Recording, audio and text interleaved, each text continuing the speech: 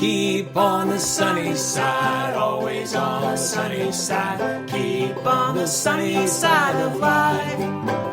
It will help us every day, it will brighten all the way. If you keep on the sunny side of life.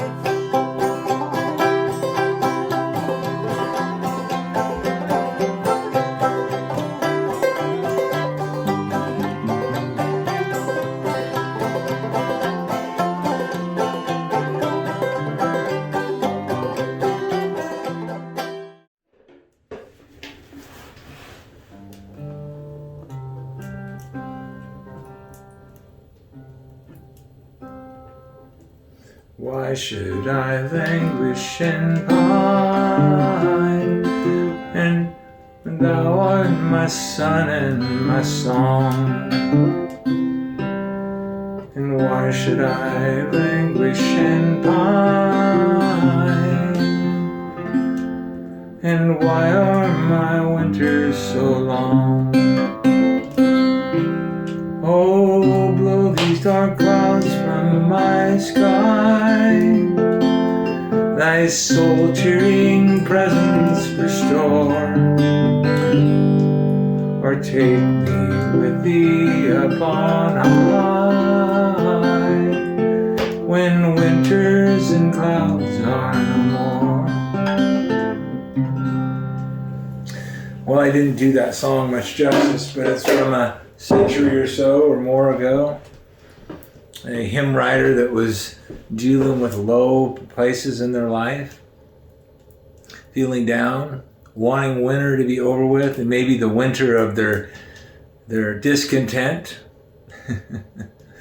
as well as perhaps the winter that they're dealing with outside.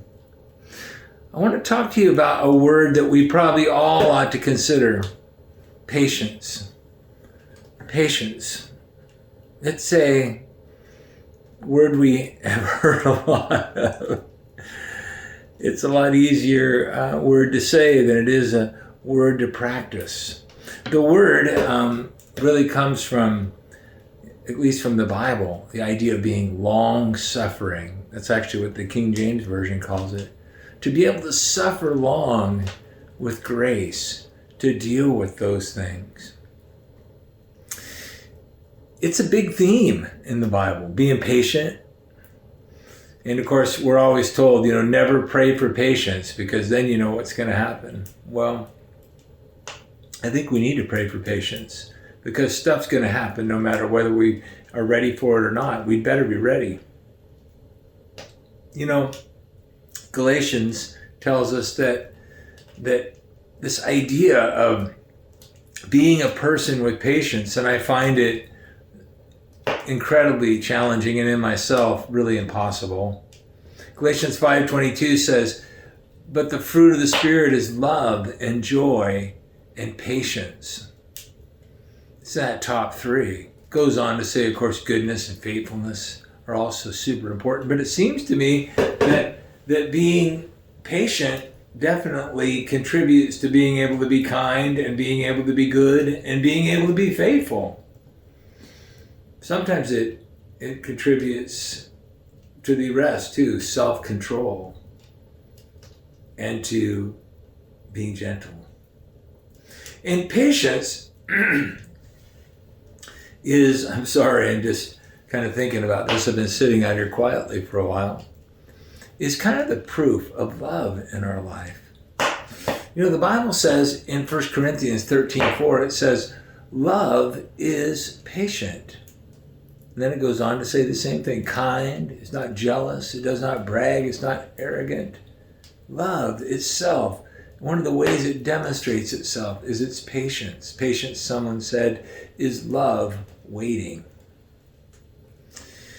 And patience is a test. And I think we've been going through it. Hang on, I'm going to get something to drink here for a second. Forgot to grab my cup. Out here in my cabin studio, I'm clanking around, and thank you for being patient. We're trying to make this functional, but I'm probably not very much of a professional in this term. But a nice hot cup of tea will maybe help me out here. It's a test. All these things are a test of our patience, and we're getting tested. You know, Paul said in the middle of a testing time, when he was writing about it in the book of 2 Corinthians, he was speaking to people like us, followers of Jesus, and he was saying, giving no cause for offense in anything. He's saying in this idea of being in a time of real difficulty, 2 Corinthians 6:3, giving no cause of offense in anything. Ooh, that's hard to do. So that the ministry will not be discredited. You know, what we say and what we do and our reactions and our assumptions, we can give offense. There's been a lot of that done, I'm afraid. And then in 2 Corinthians 6:4, he goes on to say, but in everything commending ourselves as servants of God, that in the middle of no matter what's happening around us and how things roll, we're just going to serve God. And that people will look at you and they won't see you with one label or the other, say, you know, one thing about her or one thing about him, they are trying to serve the Lord. They're just servants of God. And then he says how we do it, in much endurance. In afflictions, in hardships, in distresses, in beatings. We haven't had to do that, at least that I know of. In imprisonments, in tumults, in labors, in sleeplessness, in hunger, in purity, in knowledge, listen, in patience, in kindness, in the Holy Spirit, in genuine love. Oh man, you know, I think about myself. I'm out here in this quiet place. I've got a little fire going. I'm not cold. I have a nice hot cup of tea. One of my dear friends wrote me an email today and said, you know, we're not in prison, or we haven't been, you know, we're not suffering all of these deprivations that other people are. We have a lot to be grateful for, a lot to be thankful for. And yet, maybe you're like me at times, you grumble, you groan within yourselves and you say, I've reached my limit. Or you say, I'm at the end of my patience. Or maybe you say rope, but you mean patience. Or as the old Southern saying says, you're on my last nerve.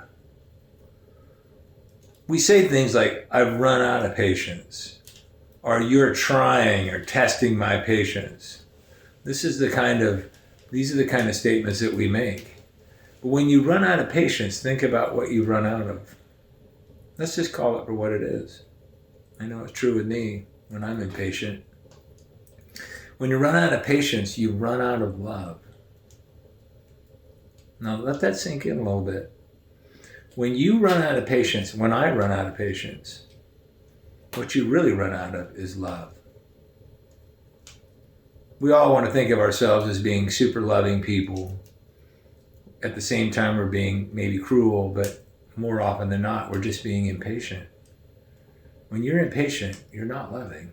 Because when you run out of patience, you run out of love. You know, when you run out of patience, think about it. It's obvious that you aren't very loving. You write people off. You say, that's it. I've had it with them. You abandon them. You maybe, when you run out of patience, you say things about people. Or maybe you even do things, maybe mean things. But this is a very important thing, that we learn how to practice patience. And you have to learn how to practice patience. First, you need to learn how to practice patience with yourself. Now, let me just say this now. I'm not giving any myself or you a pass, but these are stressful and confusing.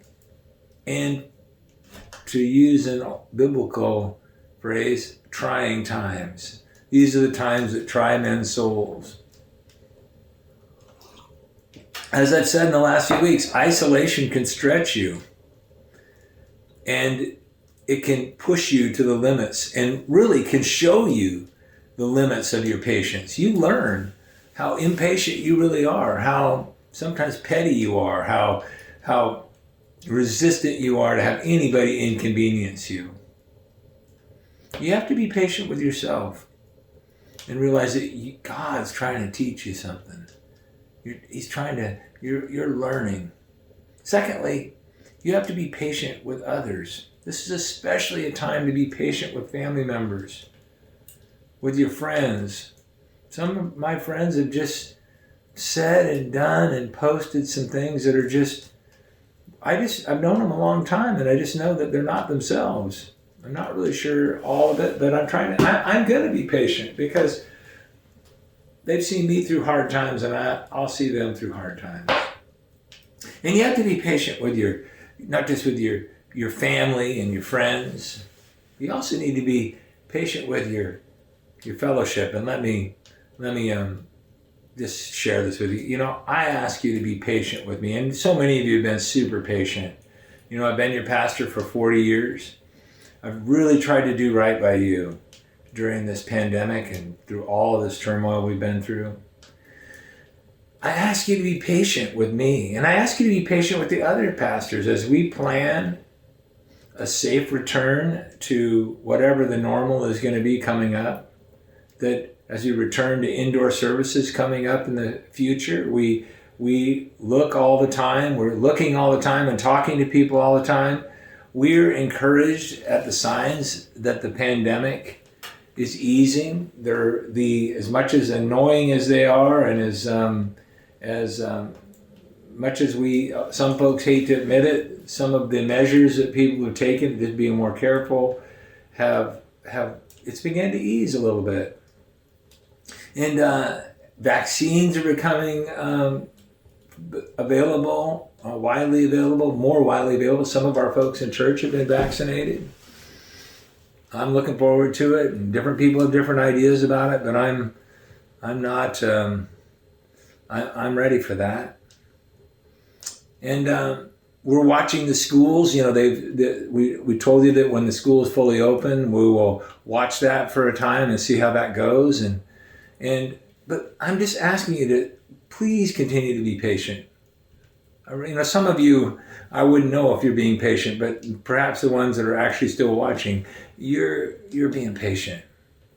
As I said, I may need to apologize to you for being too cautious with your well-being. But I never want to have to apologize for being irresponsible or careless or reckless with your health. You know, Ephesians 4:1 says this about patience with each other during difficult times. Therefore, Paul was in prison. Therefore, I, the prisoner of the Lord, implore you to walk in a manner worthy of the calling with which you have been called, with all humility and gentleness, with patience, showing tolerance for one another in love, being diligent to preserve the unity of spirit and the bond of peace. What a word. Paul was writing to that church and telling them, walk in a manner that's worthy, having patience with one another. Learn to watch and pray. You know, we're watching and praying. Would you please watch and pray? You know, Paul had prayed, and he was praying for that little church at Colossae, and he said, so that you may walk in a manner worthy of the Lord. That's what we want to have done, to please him in all respects, bearing fruit in every good work and increasing in the knowledge of God. What a prayer. Strengthened with all power, according to his glorious might, for the attaining of all steadfastness and patience, joyously giving thanks to the Father who has qualified us to share in the inheritance of the saints of light. Do you know that people are watching you? This may be the one big moment in your journey with the Lord, where people you don't know anything about, they're watching you, they're listening to you, they're seeing what you're doing and what you're not doing. They're seeing if you're patient. And then you need to practice patience. You know, like any test, you study for it, you practice for it. I love practice tests. I really do. I like to be able to try it a few times, see if I can actually handle it. I don't like to fail. And James says we need to practice our patience. First of all, remember, practice your patience with God. James 5 says, sometimes we think, God, what's taking so long? Why is this dragging out? James 5:7 says, therefore be patient, brethren, until the coming of the Lord. The farmer waits for the precious produce of the soil, being patient about it until it gets early and late rains. You can't rush it. No matter what those guys are saying or people are saying or some of these false prophets prophesying that one thing or the other is going to happen, you be patient. You too be patient. Strengthen your hearts, for the coming of the Lord, for the coming of the Lord is near. For the coming of the Lord is near. Do not complain, brethren, against one another. That's what patience looks like in verse 9 of James 5. So that you yourselves may not be judged. Behold, the judge is standing right at the door. It's hard to not complain. But when we complain, what are we doing? We're being impatient. And when we're being impatient, we lack patience, we lack love. So how do we practice patience? Well, I'm going to give you one word, but I'm going to talk about this word this weekend. I'm going to talk about it on the weekend message. It's the way we practice patience. It's the way you get good at it. You ready? Waiting. You practice patience by waiting. That's what this message is about this weekend. It's on how to wait. How to see the glory and the power and the goodness of having to wait. We don't like to wait. We live in a society that is all about efficiency and convenience, and I want it right now, and I want 2-day delivery, free. That's it. So I want to ask you, remember to look for patience. You say, you can go through all kinds of things in life and never get anything out of it. But if you depend on God and you walk closely to the Lord, you will get something. And the one thing will be love that's revealed in patience. Thank you for listening, and please share it with somebody, especially somebody that maybe isn't very patient.